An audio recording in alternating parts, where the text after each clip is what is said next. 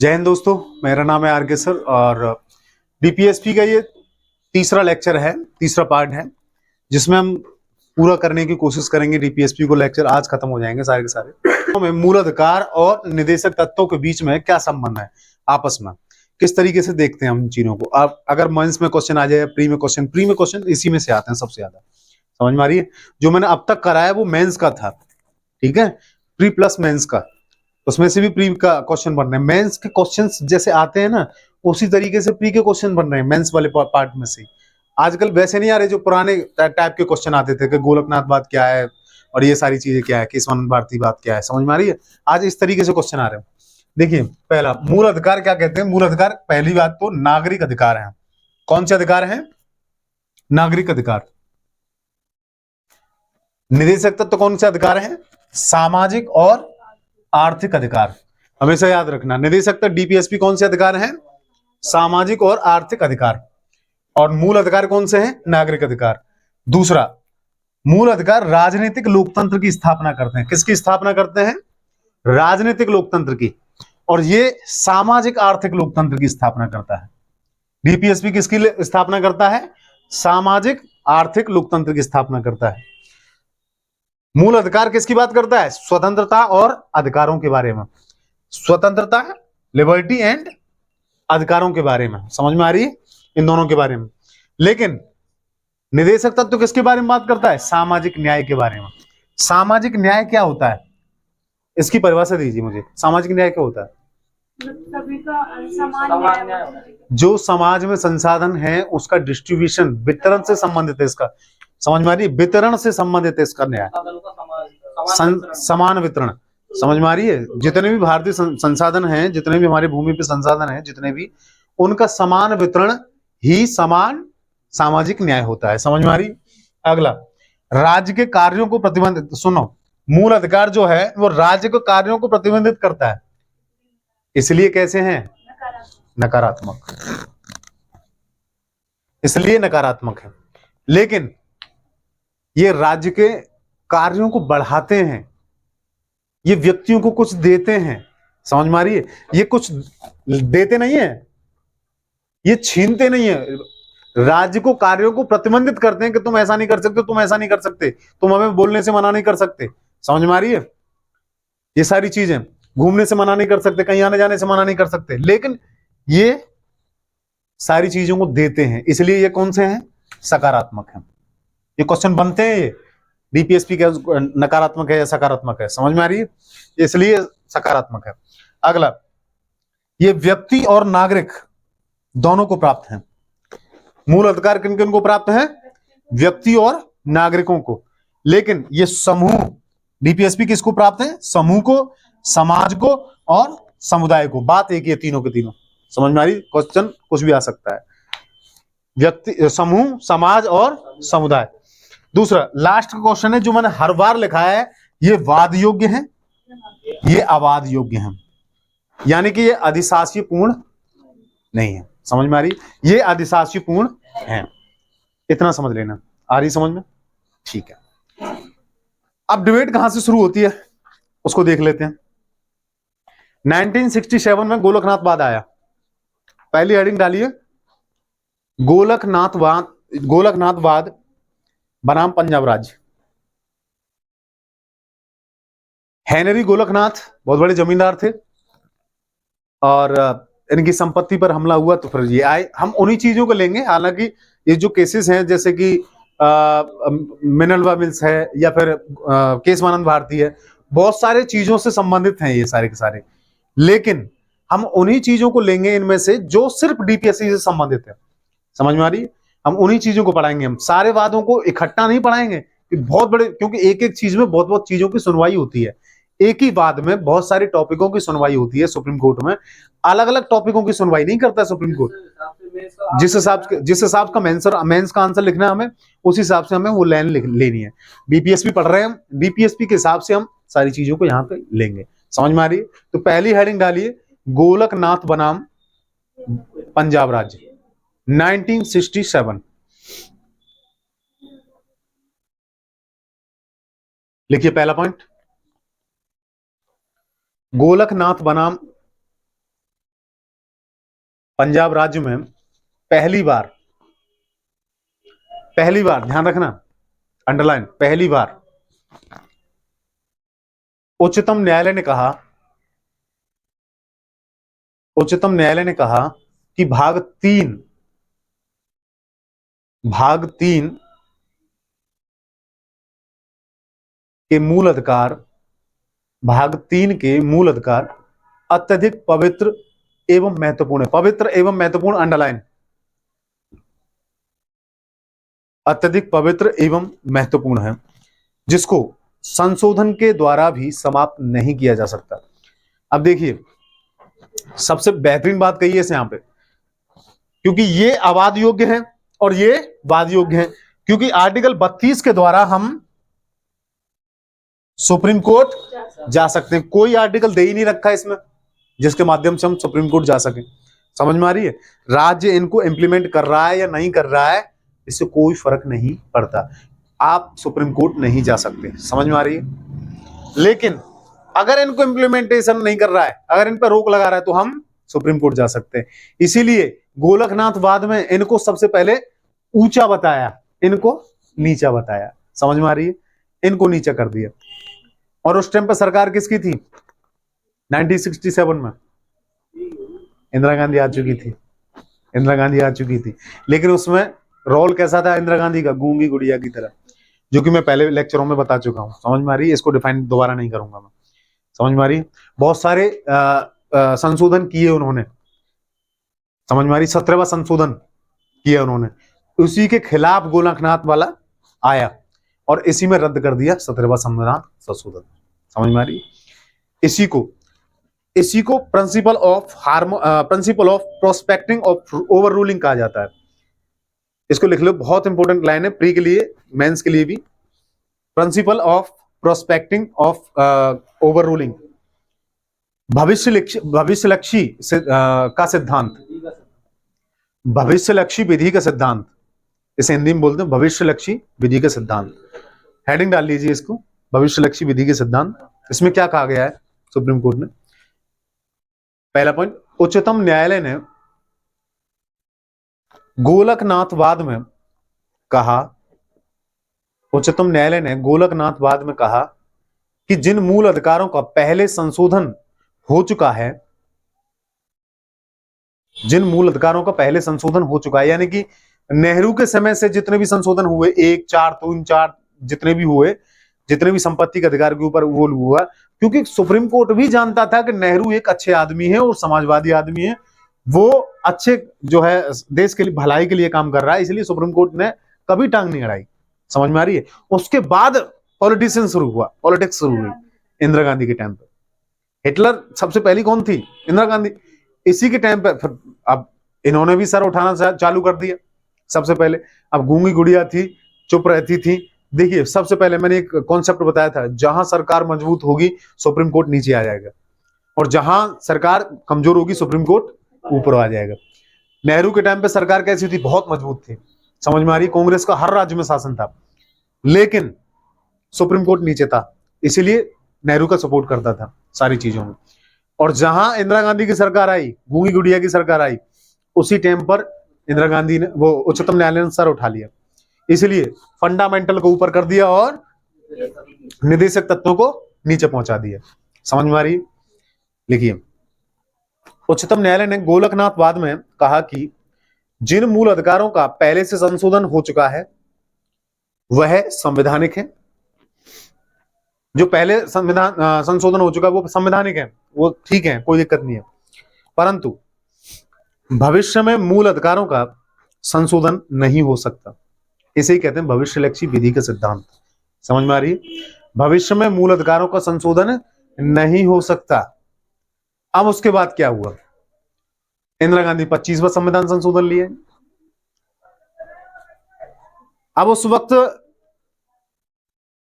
केशवानंद भारती केरल के बहुत बड़े मठाधीश थे, उनकी जमीन संपत्ति का मामला सरकार छीनने वाली थी। अब लेके आ गए। अब उन्होंने उस वक्त नानी पालखीवाला बहुत बड़े वकील थे, नानी पालखीवाला। अब मिले उनसे, पालखीवाला बताइए हमें जो है किस तरीके से बचा जाए। और उन्होंने कहा संपत्ति का अधिकार 19 से तो खत्म कर दिया है, कानूनी अधिकार बना दिया है। दूसरा 25वां इंदिरा गांधी 25वां संविधान संशोधन लेके आ गई है, इसलिए 39BC ऊपर है किससे? मूल अधिकारों से। समझ में आ रही है? और ये गोलकनाथ बाद में भी कह चुके हैं कि जो पहले संशोधन हो चुके हैं वो ठीक है, इसलिए बदलाव नहीं हो सकता। तो फिर रास्ता निकालिए नानी पालकीवाला जी। तो उन्होंने कहा रास्ता है, इसलिए तो हम वकील हैं। उन्होंने कहा ना तो आर्टिकल 19, ना आर्टिकल 31, ना 39BC, डायरेक्ट चलते हैं आर्टिकल 26 पर। संपत्ति का अधिकार वहां है, वहां भी छुपा, वो आज भी बना हुआ है धार्मिक अधिकारों के बीच में। समझ में आ रही है? यहां किसी को गौर नहीं जाता है, वकीलों को गौर जाता है। और इसी के रूप में केशवानंद भारती 1973 में गए और वहां पर केस लड़ा। तो हम उसी चीज को लेंगे, उसको नहीं लेंगे, बेसिक स्ट्रक्चर को नहीं लेंगे यहां पे।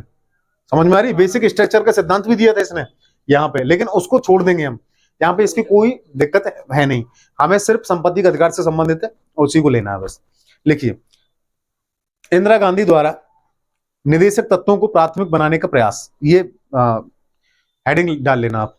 इंदिरा गांधी द्वारा निदेशक तत्वों को प्राथमिक बनाने का प्रयास। पहला पॉइंट, 25वें संविधान संशोधन के द्वारा, 25वें संविधान संशोधन के द्वारा, जो कि मैं पहले भी बता चुका हूं, इसको 31C जोड़ते हुए पहली बार अंडरलाइन, 31C जोड़ते हुए पहली बार निदेशक तत्वों या निदेशक तत्व के अनुच्छेद 39BC को मूल अधिकारों के अनुच्छेद 14 39BC को मूल अधिकारों के अनुच्छेद 14, 19 और 31 से प्राथमिक बना दिया। कौन कौन से आर्टिकल? 14, 19 और 31 से प्राथमिक बना दिया गया। यानी कि 39BC कौन कौन से बड़े हैं? 14, 19 और 31 से बड़े हैं। किस आर्टिकल के माध्यम से? 25वें संविधान संशोधन के माध्यम से 31C जोड़ते हुए। समझ में आ रही है? इसके माध्यम से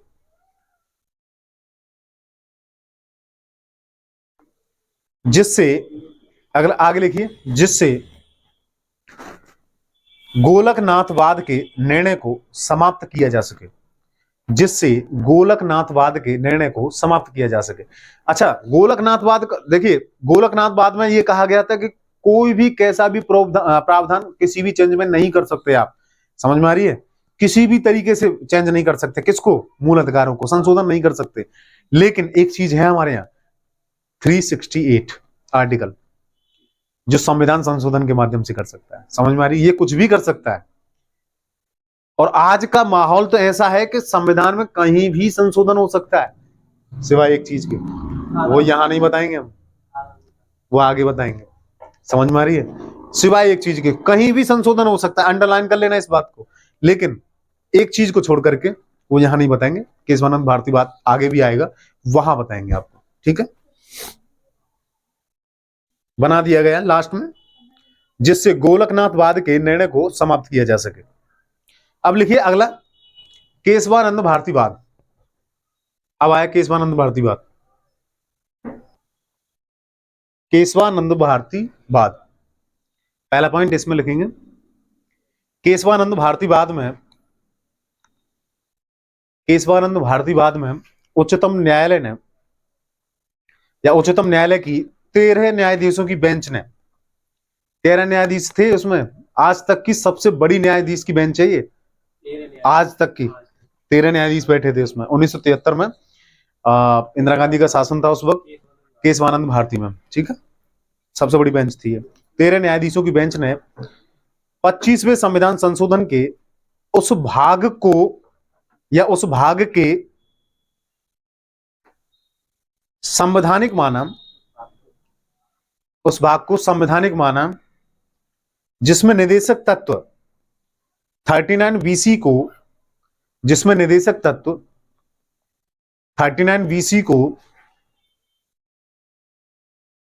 मूल अधिकारों के मूल अधिकारों की 14 अनुच्छेद 14, 19 और 31 पर प्राथमिकता दी गई थी। इसको क्या माना केशवानंद भारती ने? ठीक है, मान सकते हैं सारी चीजों को। ठीक है, इसलिए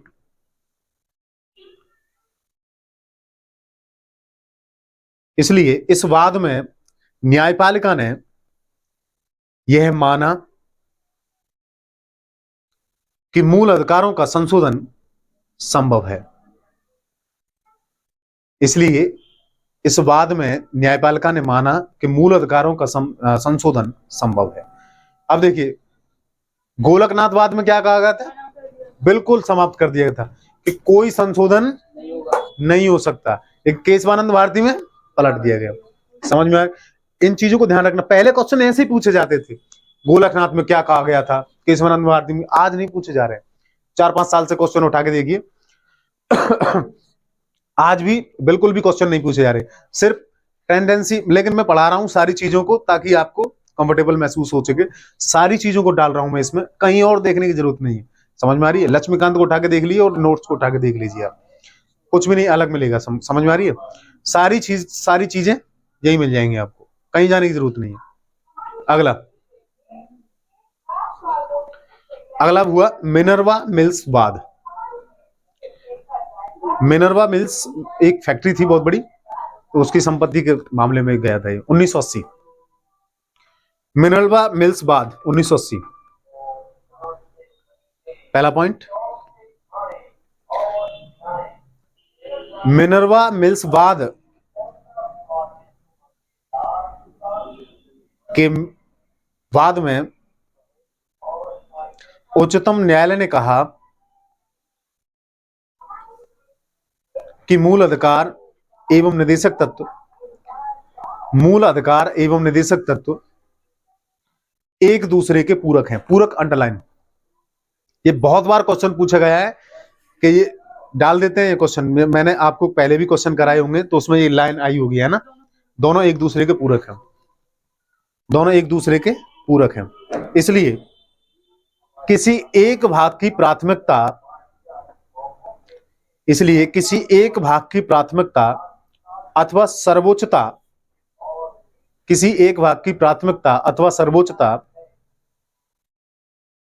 स्थापित करने का प्रयास उचित नहीं है। अच्छा देखिए, गोलकनाथवाद में कोई संशोधन नहीं हो सकता, ये सबसे ऊपर बना दिया। केशवानंद में हो सकता है। मिनर्वा मिल्स में सामंजस्य का सिद्धांत, यानी कि एक दूसरे के पूरक हैं, कोई किसी से ऊंचा नहीं है। भाई शांत हो जाओ। समझ में आ रही है? और भारत की रणनीति कैसी है? कोई ना छोटा ना बड़ा, आ रही समझ में? सामंजस्य के सिद्धांत के आधार पर चलता है।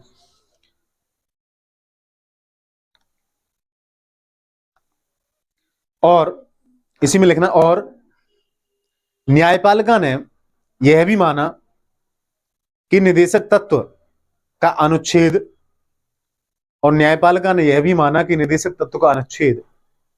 39 BC मूल अधिकारों के अनुच्छेद 14, 19 से प्राथमिक होगा। 31 हमने क्यों छोड़ दिया? यहाँ पे 31 हमने क्यों छोड़ दिया? क्योंकि मोरारजी देसाई की सरकार आई थी और उन्होंने 31 को ही खत्म कर दिया था। ये मैं आपको 31 में समझा चुका हूं पहले, संपत्ति के अधिकार को खत्म कर दिया था। समझ में आ रही? तो बचे कौन कौन से? 14 और 19। तो 39 BC से प्राथमिक होंगे। ठीक है, ऐसे क्या बोलते हैं? हार्मोनियस कंस्ट्रक्शंस का सिद्धांत। इंग्लिश में जरूर लिख लेना इसको, हार्मोनियस कंस्ट्रक्शंस का सिद्धांत, यानी कि सामंजस्य का सिद्धांत। पहले में गोलकनाथवाद में कौन सा सिद्धांत दिया था? भविष्यलक्षी विधि का सिद्धांत। और इसमें कौन सा दिया है कि मिनर्वा मिल्स वाद में? सामंजस्य का सिद्धांत। ये सिद्धांत जरूर याद रखने, ये सिद्धांत पूछे जा सकते हैं। अच्छा, सेवरेबिलिटी का सिद्धांत किसमें दिया था? आर्टिकल 13 में। इस चीज को हमेशा याद रखना। पृथक्करण का सिद्धांत, तो पृथक्करण करती है कि नहीं? सेपरेशन, सारी चीजों को, इसीलिए आर्टिकल 13 में। तो ये कुछ ऐसी चीजें हैं, इनको याद रखना जरूरी है।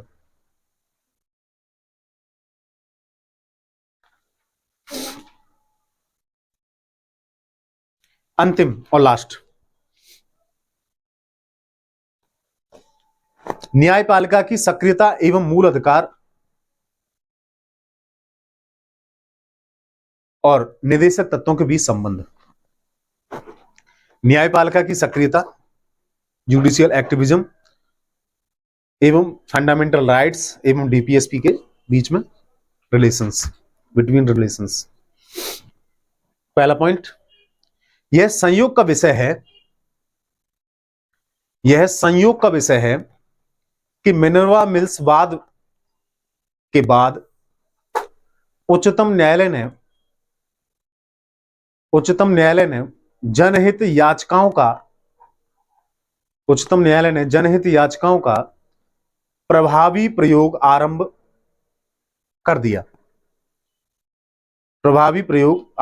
कर दिया, और जीवन के अधिकार की आर्टिकल 21 की और जीवन के अधिकार की उदारवादी विस्तृत व्याख्या की गई, जिससे मूल अधिकार एवं निदेशक तत्वों के बीच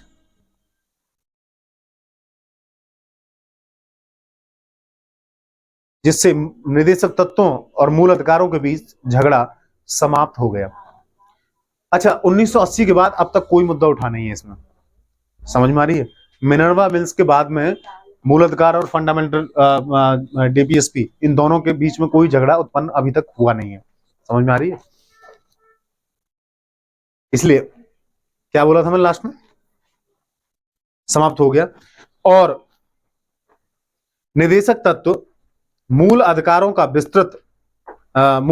विस्तार प्रतीत होने लगा, और निदेशक तत्व मूल अधिकार का विस्तार प्रतीत होने लगा, अंडरलाइन कर लेना।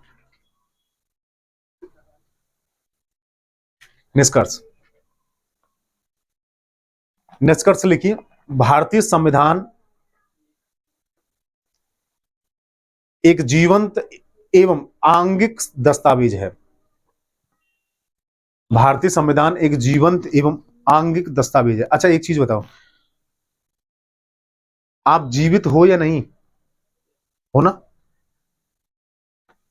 आपके अंग है ना, हाथ पैर आंख नाक सब चीज, तो मतलब आप एक्टिविटी करते हो कि नहीं? मैं पढ़ा रहा हूं तो आप जो है एक्टिविटी कर रहे हो, कुछ ना कुछ कर रहे हो, सारा हिला रहे हो, आंख हिला रहे हो, सारी चीजें कर रहे हो। मैं किसी पोडियम को पढ़ाऊं या किसी चेयर कुर्सी को पढ़ाऊं, एक्टिविटी करेगा कि नहीं? आंगिक है नहीं, वो नहीं है ना। अच्छा, कुछ बच्चों में भी देखा है मैंने, इतना एटीट्यूड होता है उनमें कि किसी को पढ़ाएं तो वो ना तो हाँ करेंगे, इस तरीके से बैठ जाएंगे। कुछ बच्चे ऐसे होते हैं जैसे उनको मतलब कोई जैसे जीवित ही नहीं है, ऐसे बैठ जाते हैं। इंटरव्यू में बैठे शांत में, बहुत सारे बच्चों का ऐसे इंटरव्यू लिया, आपका नाम? प्रवीण कुमार। यार कुछ तो बोलो, मतलब हाव भाव कुछ तो क्रिया करो, इमोशंस हैं, आप इंसान हो, कुछ हंसो मुस्कुराओ, किसी तरीके से बताओ कि सर मेरा नाम ये है, मैं ये काम करता हूं, ये सारी चीजें। क्या करते हो? साइकिल चलाता हूं। ये क्या मतलब होता है भाई? इस तरीके से आंसर देते हैं, बहुत सारे लोग ऐसे होते हैं। इसलिए संविधान कैसा है? अच्छा, इसमें संशोधन होते हैं कि नहीं होते हैं? जहां मुड़ना चाहे मुड़ जाता है, जहां नहीं मुड़ना चाहे वहां नहीं मुड़ता है, समझ में? इसलिए जीवंत है, समझ में आ रही है? इस लाइन का यही अर्थ था। अगला,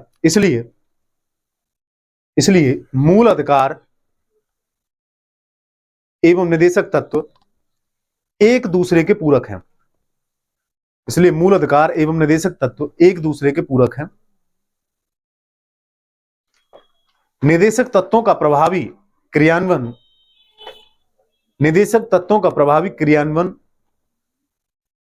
भारतीय गणतंत्र की प्रमुख उपलब्धियों में से एक है।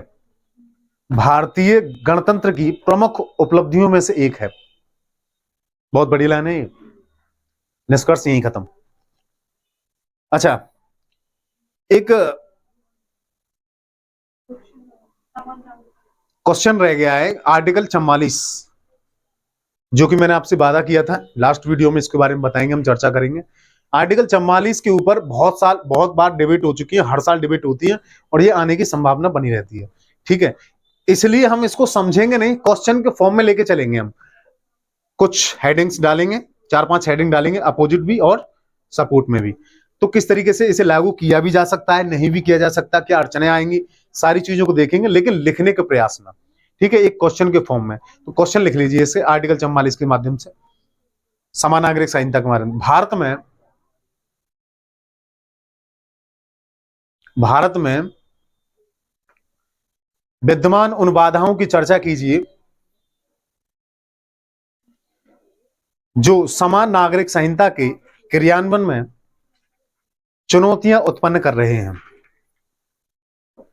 चुनौतियां उत्पन्न कर रहे हैं।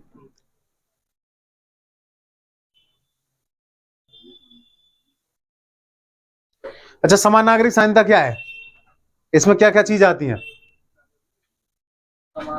समान नागरिक संहिता में क्या क्या आते हैं? सिविल प्रोसीजर कोड, इसमें क्या आता है? विवाह, विवाह की बातें, बहुत सारी शादी विवाह की बातें, तलाक की बातें, है ना, जायदाद की बातें, उत्तराधिकार की बातें, यही तो है समान नागरिक संहिता। वैसे क्रिमिनल प्रोसीजर कोड तो पूरी इंडिया के लिए एक है, सबके लिए दंड बराबर है, 302 सबके लिए होगा। अब तो बदल गया 302, 101 हो गया है, समझ में आ रही है? अब बदल गया है इसका। लेकिन समान नागरिक संहिता सिर्फ ओनली ऑन शादी विवाह उत्तराधिकार, इन चीजों से रिलेटेड है। समझ में आ रही है? सबके नियम कानून सेम, हाँ, सबके नियम कानून एक जैसे हो जाएं, जैसे मुस्लिमों के अलग हैं, हिंदुओं के अलग हैं, है ना। मुस्लिमों में निकाह करना, मतलब ये अलग प्रथा है, 3 तलाक की प्रथा अलग है। तो धीरे धीरे हमारी सरकार क्या कर रही है, समान नागरिक संहिता को एकदम से लागू नहीं कर रही है, 3 तलाक को हटा करके धीरे धीरे काम कर रही है, कभी किसी को हटाया, कभी किसी को हटाया। तो इन सारी चीजों को, जो बुराइयां हैं हमारी समाज में, उन सारी चीजों को हटा करके एक समान लाना चाहती है। इसी को कहते हैं समान नागरिक संहिता। समझ में आ रही है? ठीक है, लिखिए इसमें क्वेश्चन, भूमिका लिखिए इसकी, पहले क्वेश्चन की भूमिका किस प्रकार लिखते हैं इसकी।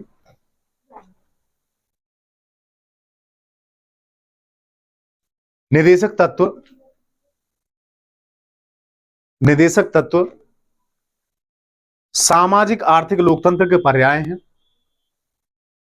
निदेशक तत्व सामाजिक आर्थिक लोकतंत्र के पर्याय हैं और समान नागरिक संहिता के माध्यम से, और समान नागरिक संहिता के माध्यम से, समान नागरिक संहिता के माध्यम से, इसके पीछे लिख रहे हैं आर्टिकल 44 सामाजिक परिवर्तन एवं सुधार का भी प्रयास किया गया है। सामाजिक परिवर्तन एवं सुधार का भी प्रयास किया गया है। अब इसके कुछ टॉपिक्स लिखेंगे हम, और इसको जो है क्वेश्चन के फॉर्म में लिखेंगे हम सारी चीजें। हेडिंग के रूप में जो है हम पॉइंटों को देखेंगे और उसी के हिसाब से इस क्वेश्चन को फॉर्म के रूप में लेके आएंगे। पहला, पंथ निरपेक्ष राज्य और समान नागरिक संहिता का विचार। इसमें पहला पॉइंट, पंथ निरपेक्ष राज्य में, पंथ निरपेक्ष राज्य में मानव निर्मित विधि, मानव निर्मित विधि अंडरलाइन, मानव निर्मित विधि का महत्व है देवीय और ईश्वरीय विधियों से ज्यादा, मानव निर्मित विधि का महत्व देवीय और ईश्वरीय विधियों से ज्यादा होना चाहिए।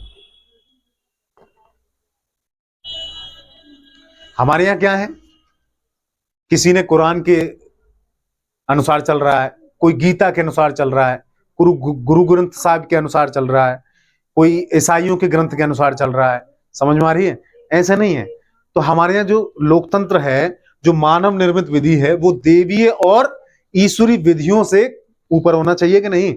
पहला पॉइंट तो ये हो गया। पंथ निरपेक्ष राज्य की निशानी होती है, ये होती है।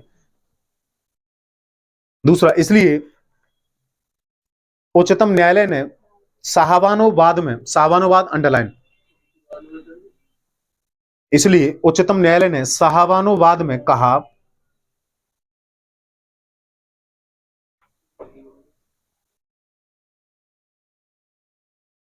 साहबानोवाद में कहा कि भारतीय दंड संहिता, भारतीय दंड संहिता मुस्लिम पर्सनल लॉ से ज्यादा महत्वपूर्ण है? भारतीय दंड संहिता यानी आईपीसी मुस्लिम पर्सनल लॉ से ज्यादा महत्वपूर्ण है? मुस्लिम पर्सनल लॉ कब का है? 1937 का। उच्चतम न्यायालय ने इस वाद में समान नागरिक संहिता के निर्माण का निर्देश दिया। उच्चतम न्यायालय ने इस वाद में समान नागरिक संहिता का निर्माण का निर्देश दिया। कौन से वाद में? शाहबानोवाद में। समझ में आ रही है? ठीक है, ये पहला पॉइंट खत्म हो गया। दूसरा पॉइंट हेडिंग के रूप में डालिए, महिला सशक्तिकरण और समान नागरिक संहिता। महिला सशक्तिकरण और समान नागरिक संहिता, दूसरा पॉइंट। इसका पहला पॉइंट है शाहबानोवाद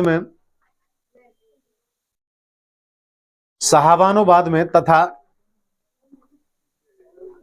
सुभा मुदगलवाद, शाहबानोवाद में तथा सुभा मुदगलवाद या सायरानोवाद, ये सायराबानो जो वाद आया था 2017 का वाद है ये, आई थिंक। समझ में आ रही है? सायराबानो के बाद में उच्चतम न्यायालय ने स्पष्ट कहा कि उसका शाह मुदगलवाद इसलिए कहते हैं क्योंकि इसका असली नाम यही है, सायराबानो का नाम असली यही है। हाँ, शाहबानो अलग है, ठीक है, 1987 के आसपास की बात है ये, और सायराबानो अब की 2017 की बात है। ये दोनों को जोड़ दिया गया, ठीक है। क्या लिखवाया था मैं? सायराबानोवाद में उच्चतम न्यायालय ने स्पष्ट कहा कि समान नागरिक संहिता महिलाओं से जुड़ा हुआ सशक्तिकरण कर विषय है, सशक्तिकरण का विषय है, ना कि धार्मिक अधिकारों की अवहेलना करता है, ना कि धार्मिक अधिकारों की अवहेलना करता है। परंतु यह दुर्भाग्यपूर्ण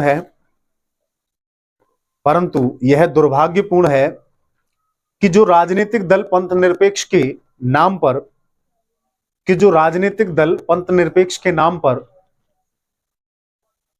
समान नागरिक संहिता की मांग करते हैं, वो स्वयं सांप्रदायिक हैं, या वे स्वयं धर्म का राजनीतिकरण करते हैं,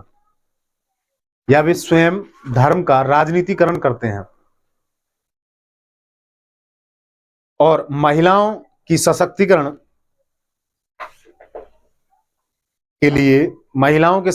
के लिए पहले शिक्षा, स्वास्थ्य की सुविधाएं प्रदान होनी चाहिए, और ज्यादातर राजनीतिक दलों ने महिलाओं के संसद में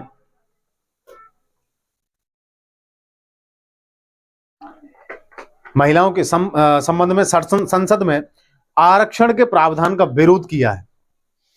आरक्षण के संबंध में विरोध किया है संसद में। हमारे यहाँ संसद में बहुत कम महिलाएं हैं, जबकि और देशों की तुलना में देखा जाए तो संसद में बहुत सारी महिलाएं हैं, लेकिन हमारे देश में जो है संसद में देखा जाए तो महिला बहुत विलुप्ति की कगार पर। लेकिन मोदी सरकार में संसद में जो है महिलाओं की जो है बढ़ोतरी हो रही है। ये लाइन भी आप लिख सकते हो, कोई दिक्कत नहीं है। अगला पॉइंट अगली हेडिंग से लिखना, सामाजिक विविधता एवं समान नागरिक संहिता। सामाजिक विविधता भी तो है हमारे यहाँ, समान नागरिक संहिता कैसे लागू हो सकती है? सामाजिक विविधता किस तरीके से? कोई पहाड़ों पर रहता है, कोई जमीन पर रहता है, उनकी मान्यताएं अलग हैं। कोई SC ST लोग हैं, उनकी मान्यताएं अलग हैं, देवी देवताएं अलग हैं, कुल देवता अलग हैं। वो किस तरीके से हो सकता है? उनके विवाह अलग हैं। कोई ऐसे विवाह होते हैं जैसे आपने देखे ना, जो वो क्या मधुमक्खियां चढ़ाते हैं शहद लगा करके, है ना? हाँ, इस तरीके से कोई ऐसा करते, थूकते हैं, मुंह पे थूक देते हैं, तब जाकर के मतलब जो जितना ज्यादा थूकेगा उस हिसाब से इतना प्यार माना जाता है। कोई ऐसी विधियां हैं कि हमारे यहाँ एक लड़की जो है 4-5 भाइयों से शादी कर सकती है। तो अलग अलग चीजें हैं हमारे यहाँ, अलग अलग रीति रिवाजें हैं, तो सारी चीजें अलग हैं। तो इन सारी चीजों को समान करना बड़ा कठिन कार्य है। इसलिए पहला पॉइंट, सामाजिक विविधता एवं समान नागरिक संहिता। भारत बहुलवादी देश है, भारत बहुलवादी देश है जहां सभी धर्मावलंबियों को मूल अधिकार प्रदान किए गए हैं, जहां सभी धर्मावलंबियों को मूल अधिकार प्रदान किए गए हैं। इसलिए धर्म और संस्कृति के मामले में राज्य का हस्तक्षेप स्वीकार नहीं किया जाएगा। इसलिए धर्म और संस्कृति के मामले में राज्य का हस्तक्षेप स्वीकार नहीं किया जाएगा। नागालैंड और अन्य पूर्वोत्तर राज्यों में जनजातीय समुदायों को अपनी सामाजिक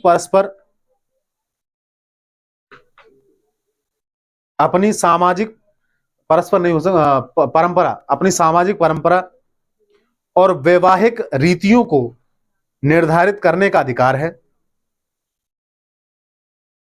और यह संविधान प्रदान करता है। आर्टिकल 37 लिख लेना, 371 ए लिख लेना, इसके पीछे आर्टिकल 371 ए। भारतीय संविधान कहता है इनकी सारी चीजों को। यद्यपि यह भी उल्लेखनीय है कि सामाजिक सुधारों के आधार पर धार्मिक अधिकारों को सीमित किया जा सकता है। यद्यपि यह भी उल्लेखनीय है कि सामाजिक सुधारों के आधार पर धार्मिक अधिकारों को सीमित किया जा सकता है। इसलिए धार्मिक अधिकार निरपेक्ष नहीं है। निरपेक्ष मतलब एब्सोल्यूट नहीं है, सापेक्ष है। समझ में आ रही है? जो कि मैं पहले बता चुका हूं आपको। अगला पॉइंट लास्ट है इसका, उसके बाद में निष्कर्ष दे देंगे हम। संवैधानिक प्रकृति एवं समान नागरिक संहिता। संवैधानिक प्रकृति, कॉन्स्टिट्यूशनल नेचर एवं समान नागरिक संहिता। इसका पहला पॉइंट है, निदेशक तत्व अबाध योग्य है। पहला पॉइंट तो यही बनता है यहां से, निदेशक तत्व अबाध योग्य है। इसलिए इसे लागू कराने के लिए न्यायपालिका का निर्णय पर्याप्त नहीं है। पर्याप्त नहीं है। अब देखिए आर्टिकल 44 कहां पे है? निदेशक तत्वों में। और निदेशक तत्व कौन है? आबाद योग्य है। और इसलिए उनको समान नागरिक संहिता को लागू कराने के लिए हम न्यायपालिका जा ही नहीं सकते। समझ में आ रही है? चाहे वो न्यायपालिका निर्णय दे रही है, उसके बावजूद भी ये आबाद योग्य है, इसलिए कुछ नहीं कर सकते। समझ में आ रही है? लास्ट पॉइंट यही था। और इसमें आगे लिखेंगे,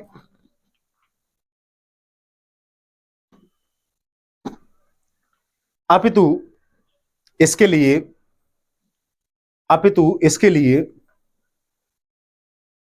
राज्य को प्रयास करना होगा।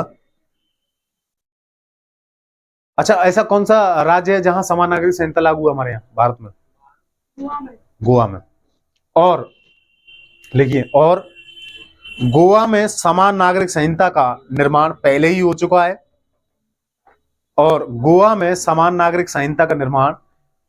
हो चुका है। इसलिए भारत के अन्य राज्यों के लिए